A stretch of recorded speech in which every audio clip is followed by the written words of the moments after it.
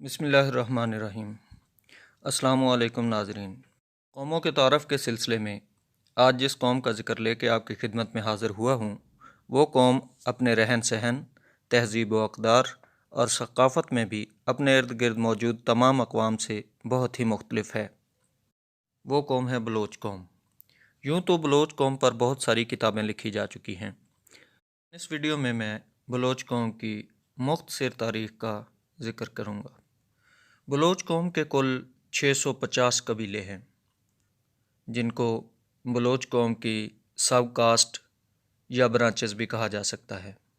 آنے والی ویڈیوز میں ہم انشاءاللہ فرداً ہر قبیلے پر ایک الگ سے ویڈیو بنائیں گے۔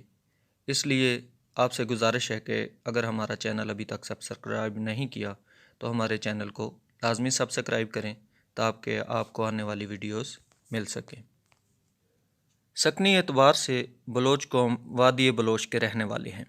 یہ وادی شام میں حلب کے قریب ایران کی سرحد کے ساتھ واقع ہے۔ خاص بلوچوں کے نسب کے بارے میں بڑا اختلاف پایا جاتا ہے۔ بعض مورخین نے اسے ترکمان نسل سے بتایا ہے، جبکہ بعض کے مطابق یہ نسلاً عرب ہیں۔ ڈاکٹر بلو نے اسے راجپوت لکھا ہے۔ پروفیسر کین کے خیال میں وہ تاجک نسل سے ہیں، جبکہ ایک مورخ کے نزدیک بلوچ مکران کے قدیم باشندوں کی باقیات ہیں، جبکہ سردار محمد خان گشکوری نے نظریہ پیش کیا ہے کہ بلوچ کلدانی اور بابلی ہیں۔ اہل بابل اپنے قومی دیوتا کو بال عظیم کہا کرتے تھے۔ یونانیوں نے اسے بیلوس اور عہد قدیم میں لفظ بلوچ کو بالوش اور بیلوس لکھا جاتا تھا۔ اس کے بعد یہ لفظ بلوس اور بلوش کے الفاظ میں تحریر ہوتا رہا۔ عربی سے بلوش ادا کرتے تھے اور ایرانی اسے بلوچ کہتے تھے۔ ہمارے ہاں ایرانی لفظ بلوچ رائج ہے۔ اصل میں یہ لفظ بیلوس ہے، جسے عربوں نے بلوش اور ایرانیوں نے بلوچ لکھا۔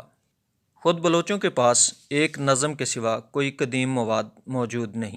بلوچی زبان کی اس قدیم نظم کے چند اشعار کا ترجمہ کیا جائے تو پتہ چلتا ہے کہ بلوچ قبائل کے چند عربی بہادروں نے کرب و بلا کے میدان میں امام علی مقام جناب امام حسین علیہ السلام ابن علی کرم اللہ وجہ الکریم کی بھرپور طریقے سے مدد کی اور قربانیاں دیں اور شہادت کے رتبہ پر فائز بھی ہوئے۔ صرف یہ بلکہ اس سے پہلے جب مکہ میں اللہ کے آخری پیغمبر حضرت محمد مصطفیٰ صلی اللہ علیہ وآلہ وسلم کو مشرکین مکہ کی جانب سے نعوذ باللہ جان سے مارنے کی سازشیں رچی جا رہی تھیں تو بلوچ قبائل نے اپنے 5 بہادر ترین مجاہدین کو نبی کریم صلی اللہ علیہ وآلہ وسلم کی حفاظت کے لیے تعینات کیا، جو دن رات حضرت محمد مصطفیٰ صلی اللہ علیہ وآلہ وسلم کی حفاظت کے لیے سائے کی طرح ان کے ساتھ رہتے تھے۔ بلوچی زبان کی اس قدیم نظم کے مطابق اگر بلوچ قوم کے شجرہ نسب کا جائزہ لیا جائے تو پتہ چلتا ہے کہ حضرت حمزہ کی ایک اہلیہ خولہ بنت قیس، جو کہ قبیلہ خزرج کے سربراہ قیس النجار کی بیٹی تھیں، ان کے بطن سے پیدا ہونے والے حضرت حمزہ کے بیٹے عمارہ ابن حمزہ کی نسل آگے چلی، جن میں میر جلال خان بلوچ قوم کی پہچان بن کر سامنے آئے۔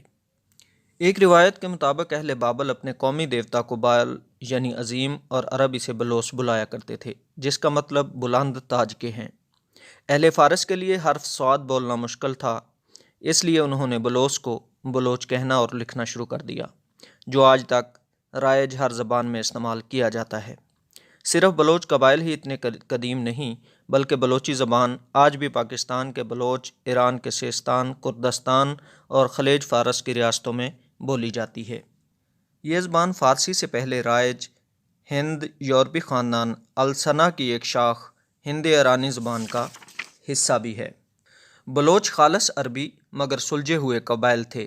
یہی وجہ ہے کہ عربی بدوؤں کی تاریخ اور زندگیوں کے دوران بلوچ قبائل کا ذکر بہت کم ملتا ہے۔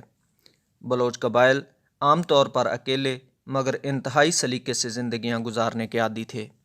بہادری، وفا، غیرت مندی، شعور کی بلند منازل، انسانیت، احساس، ثابت قدمی اور سخاوت جیسی عادات بلوچ قوم کے قبائل کی خاص نشانی سمجھی جاتی ہیں۔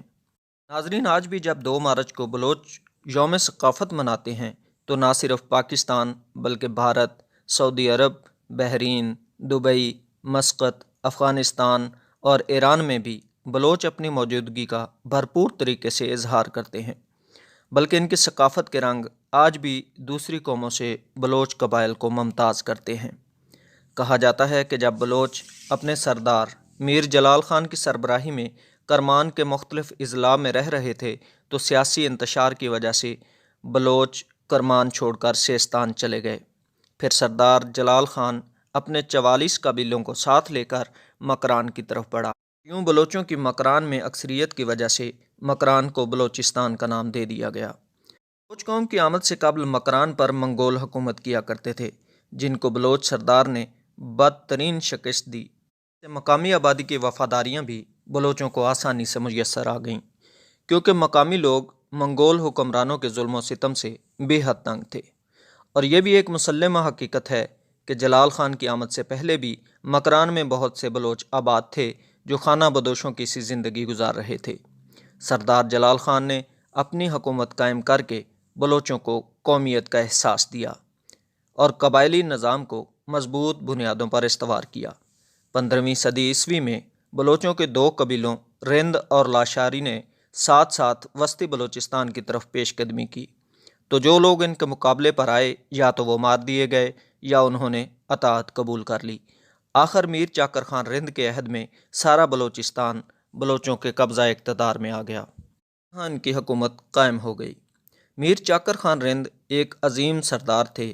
انہوں نے خزدار، درہ مولا، کھچی، درہ بولان، ڈھاڈر پر قبضہ کرنے کے بعد سبی کو بھی فتح کیا۔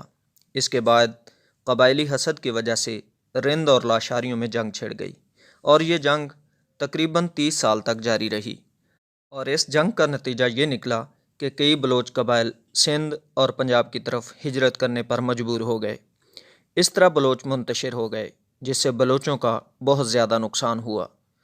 بلوچوں کا ذکر شہنشاہ بابر کی خود نوشت تزک بابری اور شہنشاہ ہمایوں کی بہن گل بدن بیگم کی تحریر کردہ ہمایوں نامے میں بھی موجود ہے۔ شہنشاہ بابر نے لکھا، میں نے حیدر علمدار کو بلوچوں کی طرف بھیجا تو اس پر بیرا اور خوشاب سے دوسرے ہی دن بلوچ گھوڑے کی ڈالی لے کر حاضر آئی۔